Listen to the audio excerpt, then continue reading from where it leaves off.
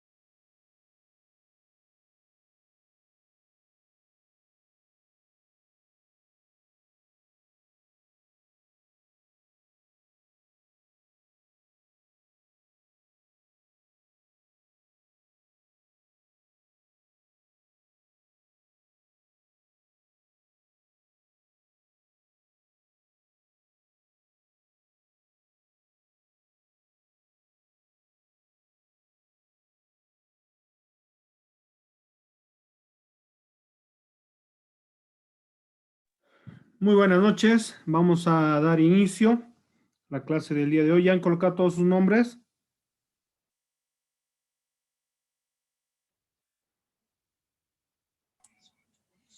Sí, ya, doctor. Ya.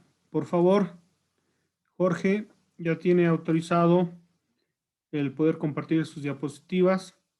No se olviden colocar todos sus nombres en el chat. Está bien, doctor.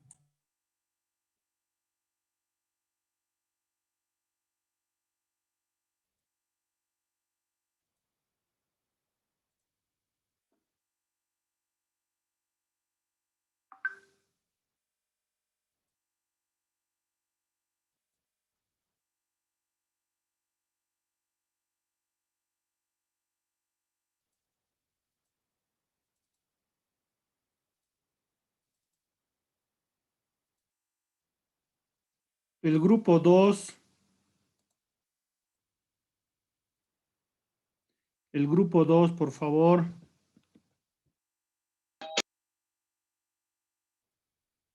Se encuentra Flores, Montaño o Pozo.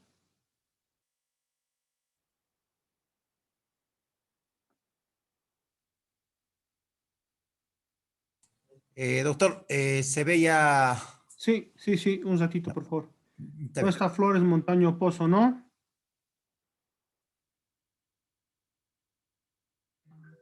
A ver, un No segundito. está ninguno, doctor. Ya. Aguardaremos un poquito, por favor, son solo 6 personas. Después van a estar entrando y interrumpen. A ver, 2 minutitos más, por favor, Jorge. Está bien, doctor, no se preocupe. Ya.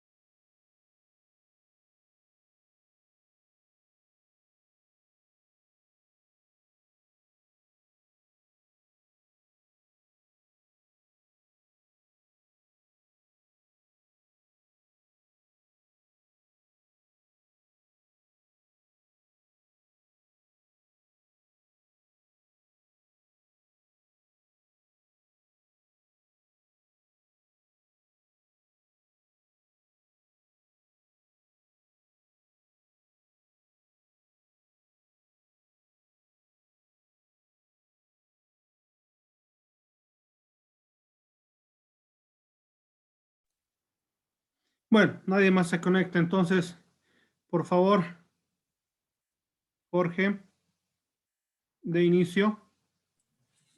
Está bien, doctor.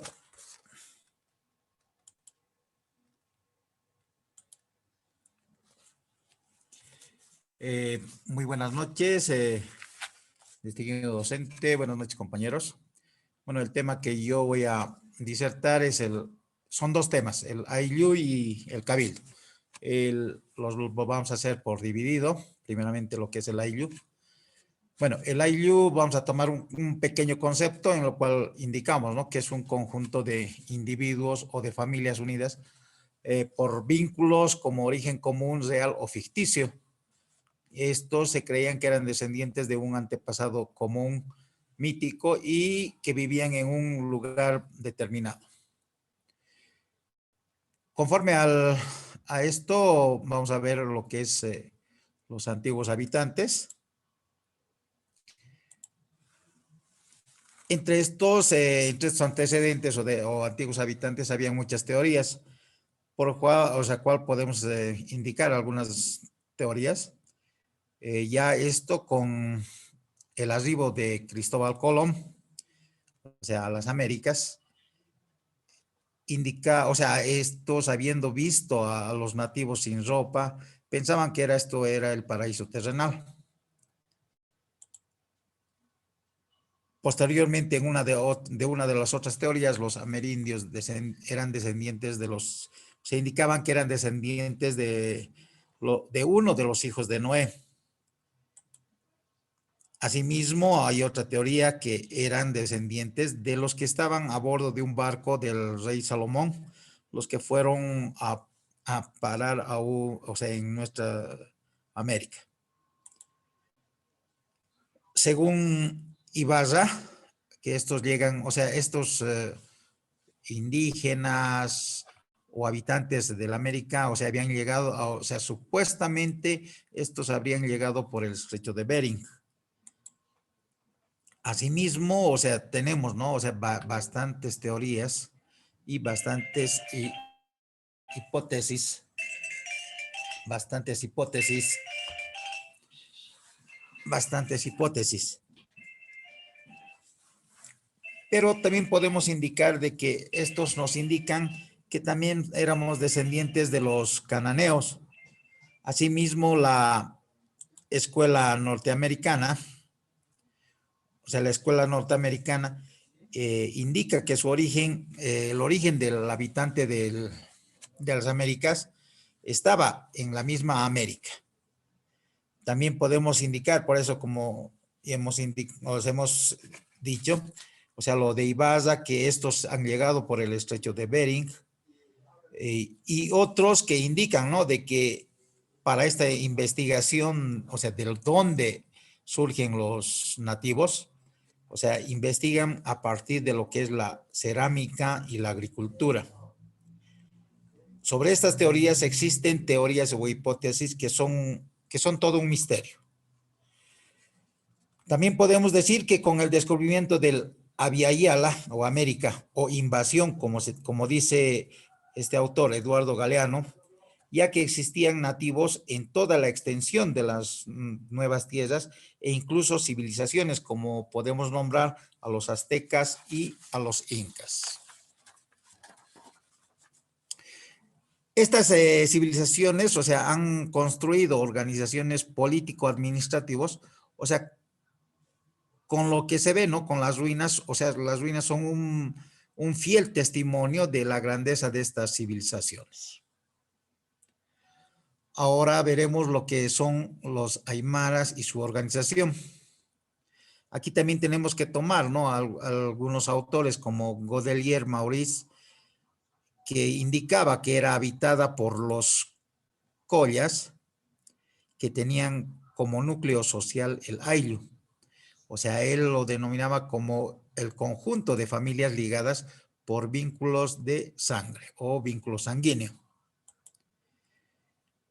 Aquí nos referimos sobre la estructura socioeconómica. O sea, esto nos refiere que la estructura organizativa, la misma que sirve como base a los incas en su organización socioeconómica.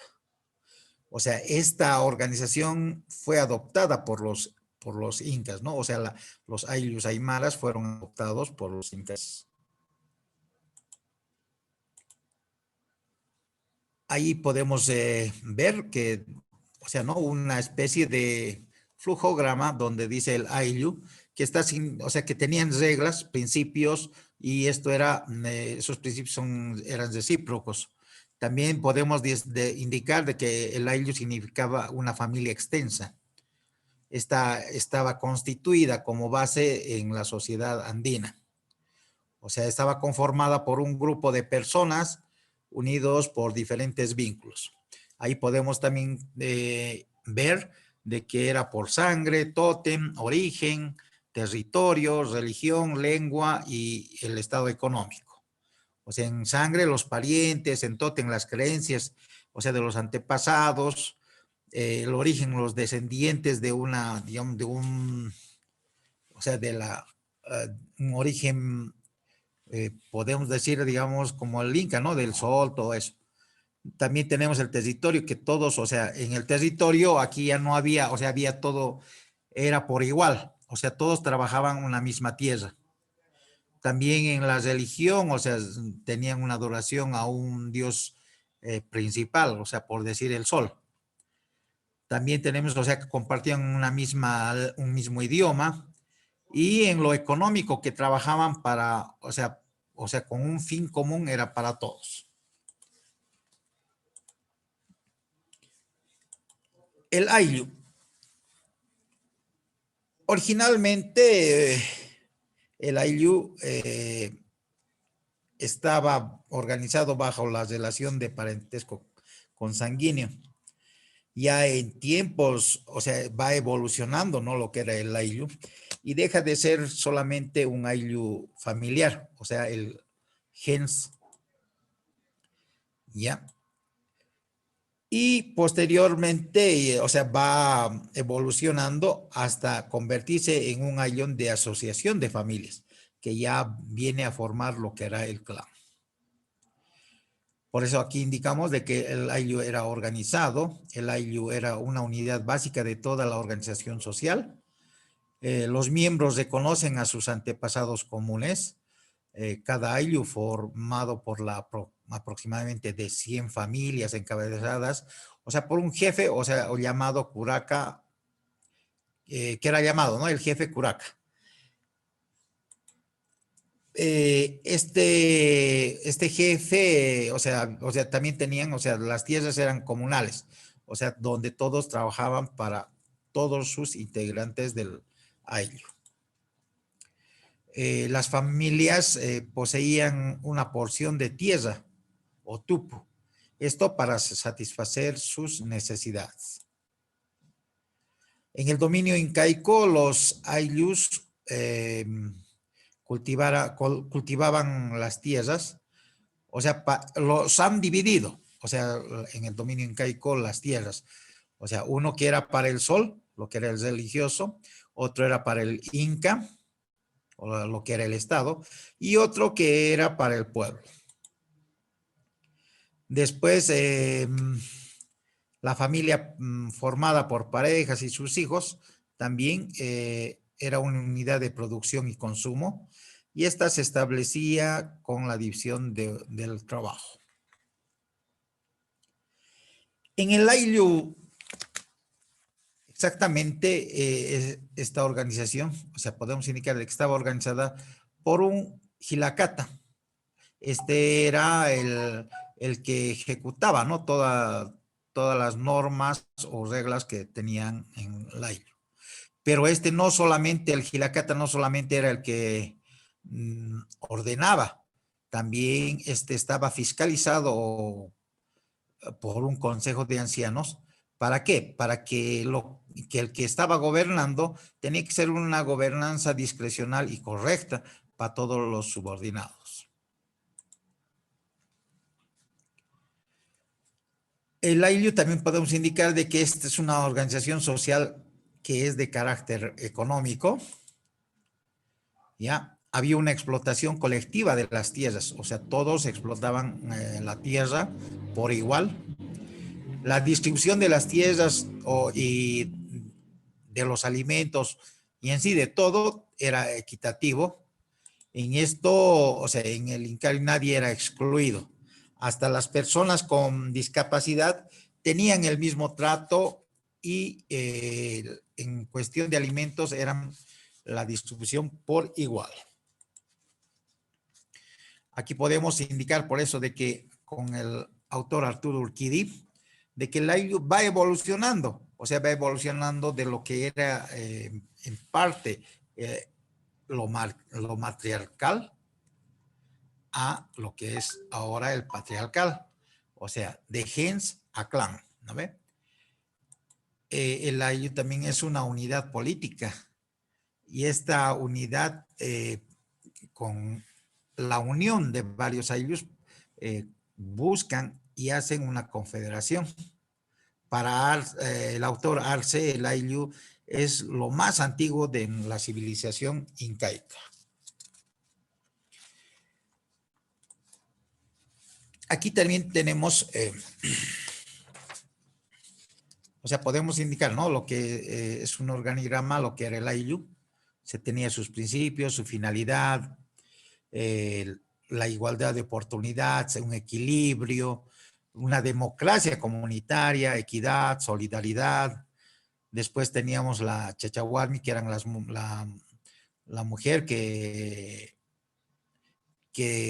ordenaba, ¿no? O sea, como una jefa.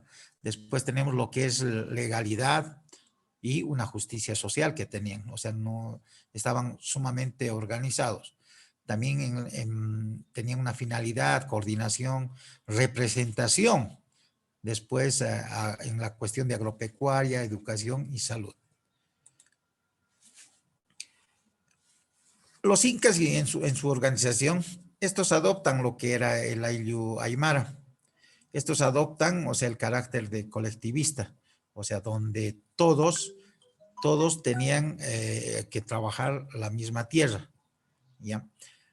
Aquí pero hacen una especie, experimentan una división, hacen una división, digamos, de los de arriba y los de abajo.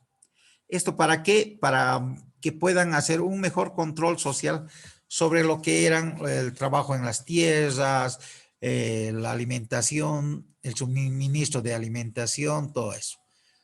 Pero esto, ¿por quién era dirigido? Era dirigido por el Jilacata, y por el curaca.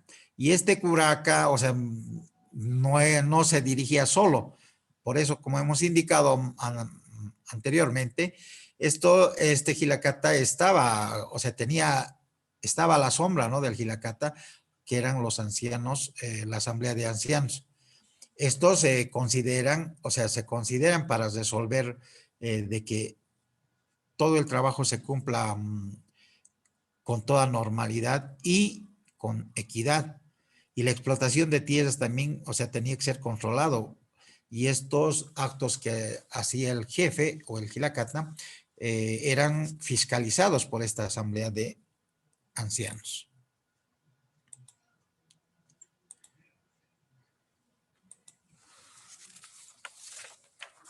En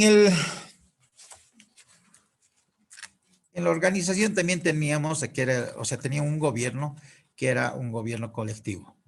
¿A qué llamamos el gobierno colectivo? Indicamos de que el trabajo era para todos, el trabajo de la tierra trabajaban todos, sin distinción.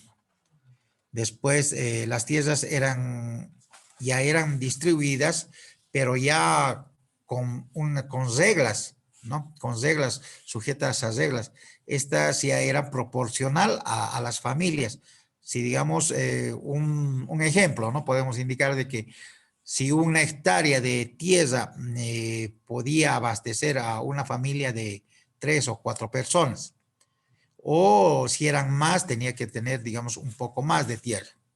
Y también veían de acuerdo a las necesidades, digamos, de cada familia en la cuestión de producción de alimentos. Ya en esta época también veían lo que era la herencia. Cuando, digamos, el que estaba en la tierra, el que era poseedor de la tierra, o la familia que era poseedor de la tierra, y si el padre muere, estas tierras eran revertidas a otra vuelta a las comunidades o al ayllu. O sea, aquí ya no había lo que es herencia. También aquí había la división de tierras, lo que era el Incapacha, Llactapacha y lo que era la comunidad. El trabajo, o sea, tenía el trabajo de estas, o sea, del Incapacha y Llactapacha, o sea, lo tenían que realizar el ayllu. O sea, ¿esto con qué? ¿Con qué sentido? Digamos, en el sentido de que tenían que mantener al ejército en cuestión de alimentación, abastecer con todos los suministros. y también para en cuestión de sequía o una producción baja, también tenía que abastecerse con todo el trabajo, digamos, de la ILU para poder mantener a la colectividad contenta. Para este autor, Luis Baudín, ya existía, ya había un socialismo, en el ILU ya había un socialismo de Estado. Para José Carlos Mariátegui, había, o sea, ya existía para él el comunismo primitivo. Para Arturo Urquidi había el semisocialista.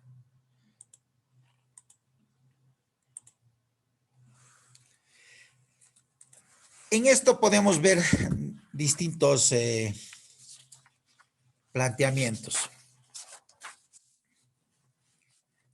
Había unas de reivindicación, una organización administrativa, social, económica de lo que eran los ayllus. Después había una, ya en una consulta nacional de la sociedad del año 2000, o sea, ven lo que el ayllu sí o sí, digamos, había desde hace tiempo atrás. Aquí también tenían, o sea, como toman ejemplo, ¿no? De que el ayllu siempre había, o sea, con los aymaras, los quechuas, los urus, los chipayas. Por eso podemos indicar de que el ayllu es una organización, o sea, en el campo rural. Ya con el exministro de presidencia, o sea, Ronald McLean, o sea, en una publicación que hace, ¿no? Una publicación que es por una Bolivia municipal, intercultural y productiva. O sea, plantea la validez del poder vecinal para las ciudades o para el campo, que sería el poder originario. También podemos tomar en cuenta a Fernando Untoja, que escribe, ¿no? En una rebelión de un colla, que hace un análisis, él hace un análisis histórico y sociológico lo que es el ayllu. A lo que va a él es creando una teoría del ayllu, o sea, como un modelo social, como propuesta de sistematización de la organización económico-política en el ayllu.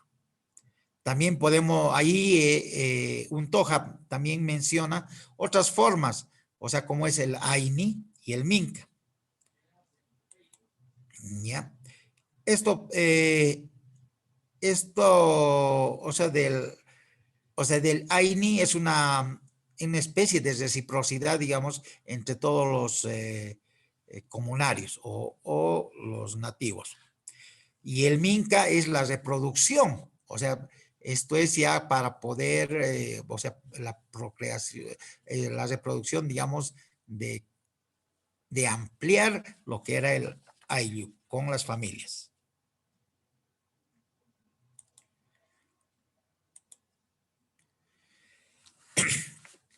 Aquí también podemos tomar en cuenta de que el ayllu es una organización social, económica y política de los pueblos originarios. Esta es una realidad social objetiva con una cualidad colectiva y solidaria. O sea, lo que era el ayllu antiguamente se mantiene, o sea, con este idealismo, ¿no? De ser colectiva y solidaria. Esto en el sistema económico, social, político y poder originario. Por eso aquí podemos indicar, ¿no? Hay tierras del Estado, tierras de los dioses. Este es lo que había, lo que indica, ¿no? De que hubo una división. O sea, las tierras del Estado era ¿para qué? Para alimentar a los nobles, al ejército, a los artistas, o sea, a los ancianos, a los enfermos y en caso de emergencia, cuando había sequías.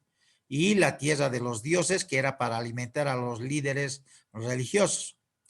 Y después había la tierra para alimentar el ayllu, como también tierra para o sea, las dos, ¿no? Para alimentar el aire. O sea, todas estas obras públicas, o sea, los hombres tenían la obligación de contribuir parte de su tiempo para construir obras públicas como caminos, edificios, y la cuestión también de la agricultura.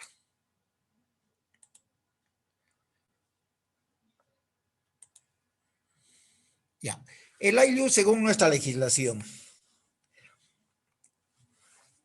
conforme al decreto supremo 28858, lo que nos indica, ¿no? En su artículo 12, aquí ya reconoce a todas las asociaciones comunitarias integradas por las organizaciones territoriales de base o llamados OTBs.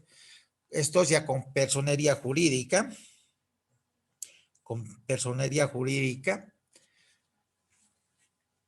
También a esto son incorporadas, o sea, las capitanías, los AILUs, las subcentrales, las federaciones y otras. También en el decreto 24447 de 1996, igual es nombrado o es nombrado lo que era el AILU, mantiene con todas sus objetividades y todas sus características lo que es el AILU. Ahí también vemos ¿no? O sea, las organizaciones territoriales de base o las OTBs las veían como personas de derecho privado.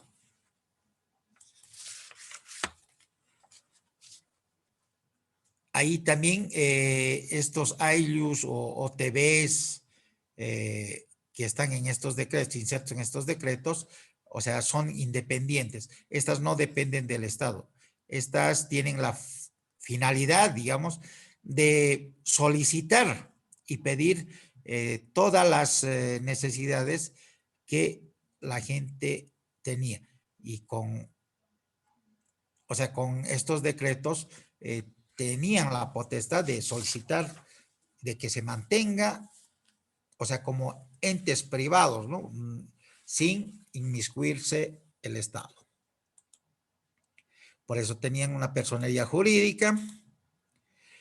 Y lo último que tenemos, Bolivia, la ley número 99 del 31 de marzo de 2011, en la cual el presidente Evo Morales, como presidente constitucional, o sea, indica, ¿no? En su artículo único que modifica a la ley 2904 del 18 de noviembre del 2004 en sus artículos 1, 2 y 3 con la siguiente redacción.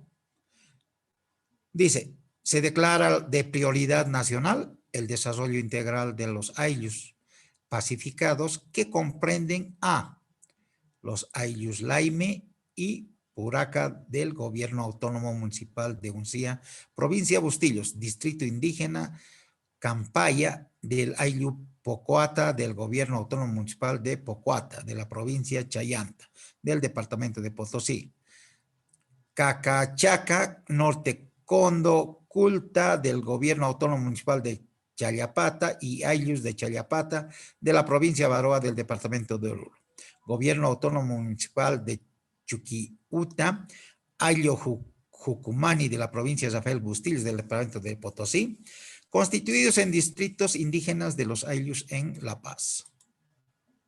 En su artículo 2 indica de que el órgano ejecutivo a través de las instancias competentes, los gobiernos autónomos departamentales de Potosí y Oruro y los gobiernos autónomos municipales involucrados de acuerdo a las competencias establecidas en la Constitución Política del Estado y la Ley Marco de Autonomías y Descentralización deberán inscribir en sus presupuestos recursos de preinversión e inversión para efectivizar la ejecución del Plan Integral del Desarrollo de los AILUs en paz.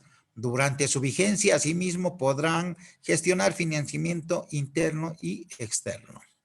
Muchas gracias. Esa sería la primera parte, lo que es el AILU.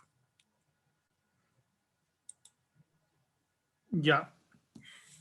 Un poquito vamos a ir haciendo una recapitulación, el Ayllu es una forma ancestral y organización que se dio obviamente en lo que fueron esos territorios de Bolivia, Perú, Ecuador, que dio un inicio al origen de lo que eran las comunidades y cómo se iban organizando. ¿Alguna duda, pregunta, por favor, hasta acá? Preguntas, dudas, por favor, toda vez que estamos a 2 minutos, 10 segundos para que se termine esta primera sesión. Recordemos que tenemos tres sesiones, ¿no? Estaríamos terminando la primera sesión. ¿Alguna duda, alguna pregunta?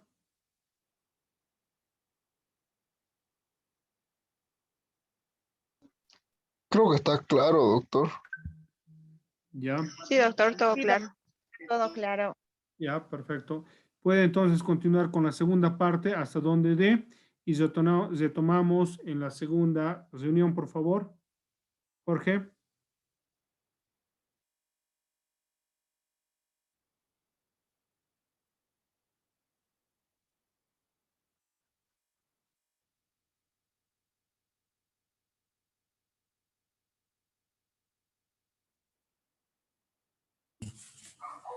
¿Se ve, doctor?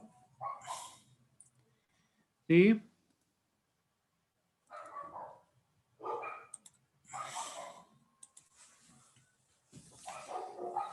Bueno, la segunda parte, el cabildo. Bueno, primeramente vamos a dar un pequeño concepto de lo que es el cabildo. El cabildo, ayuntamiento o consejo era el representante legal de la ciudad, el órgano de la autonomía municipal por medio del cual los vecinos velaban por los problemas administrativos, económicos y políticos del municipio. Antecedentes. A partir de los primeros años de la conquista, constituyeron un eficaz mecanismo de representación de las élites locales frente a la burocracia real.